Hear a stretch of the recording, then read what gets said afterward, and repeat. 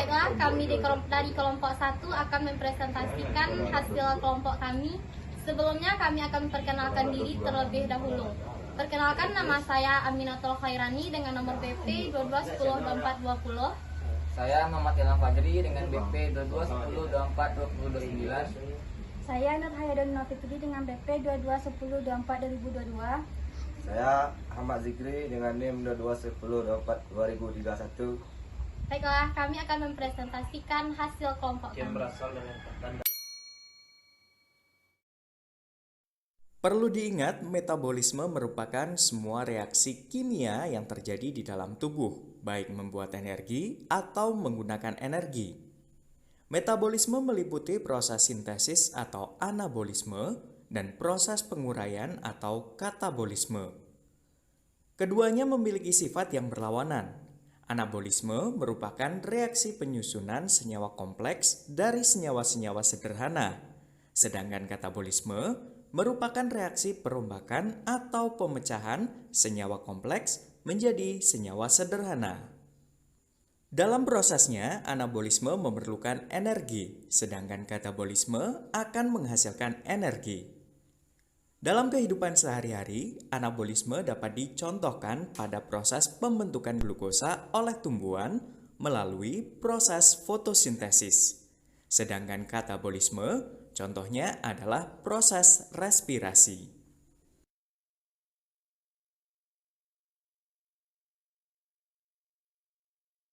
Salah satu contoh anabolisme adalah proses fotosintesis.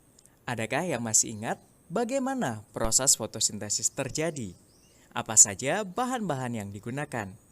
Nah, untuk mengingat kembali proses fotosintesis, perhatikan ilustrasi berikut ini.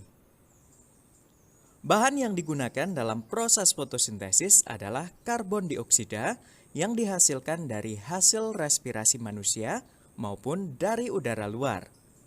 Selain karbon dioksida, bahan yang digunakan adalah air. Bahan-bahan tersebut dibantu oleh cahaya matahari dan klorofil yang ada pada tumbuhan sebagai tempat fotosintesis. Dari situ terbentuklah oksigen sebagai hasil dari pemecahan air oleh cahaya matahari. Ringkasnya, proses fotosintesis memerlukan karbon dioksida dan air dibantu cahaya matahari dan klorofil sehingga terbentuk glukosa dan oksigen.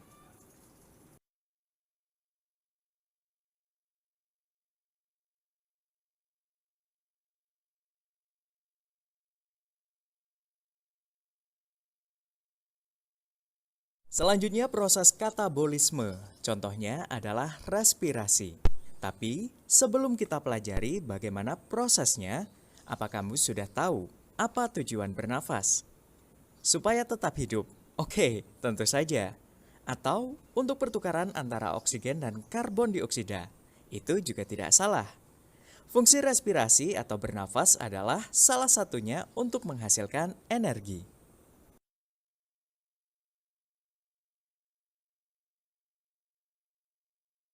Pada saat kamu makan, makanan yang mengandung karbohidrat akan dipecah menjadi glukosa, yaitu molekul gula yang lebih sederhana, sehingga bisa diserap oleh tubuh.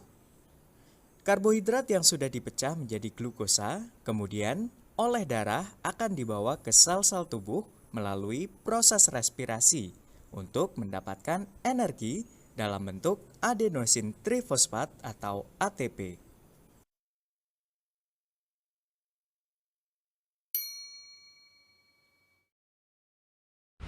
Assalamualaikum warahmatullahi wabarakatuh. Perkenalkan, nama saya Aminatul Khairani dengan nomor BP 2210242035. Di sini saya akan menjelaskan perbedaan antara anabolisme dan katabolisme.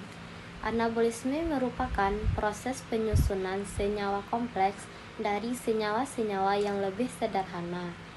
Pada proses anabolisme memerlukan energi bebas sehingga disebut sebagai reaksi endergonik. Adapun contoh dari anabolisme yaitu fotosintesis. Fotosintesis merupakan proses pemanfaatan energi matahari untuk membentuk senyawa karbohidrat dari senyawa sederhana di alam, yaitu gas karbon dioksida dan air. Adapun pada tumbuhan, fotosintesis terjadi di dalam organel kloroplas.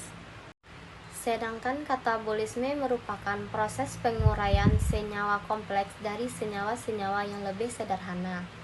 Pada proses ini banyak menghasilkan energi sehingga disebut juga sebagai reaksi eksergonik. Nah, untuk contoh katabolisme sendiri yaitu respirasi.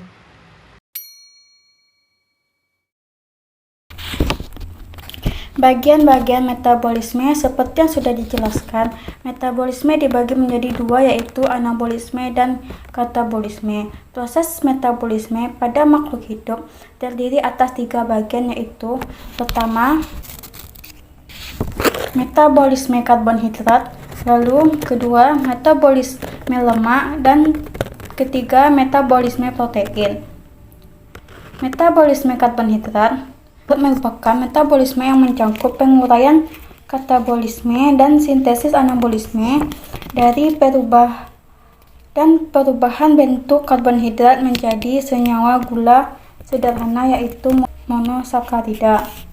Metabolisme lemak merupakan metabolisme proses di mana asam lemak akan dicerna kemudian dipecahkan untuk menghasilkan energi atau disimpan di dalam tubuh sebagai cadangan energi. Yang terakhir, metabolisme protein, yaitu merupakan proses kimia dan fisik yang mencakup pada perubahan anabolisme protein menjadi asam amino dan penguraian katabolisme asam amino pada protein. Sekian yang dapat kami sampaikan. Kalau ada kata-kata yang salah, kami mohon maaf. Dan jika ada teman-teman yang ingin bertanya, silahkan, karena kami akan memberikan jawaban bukan harapan. Kelas. Sekian, Assalamualaikum warahmatullahi wabarakatuh.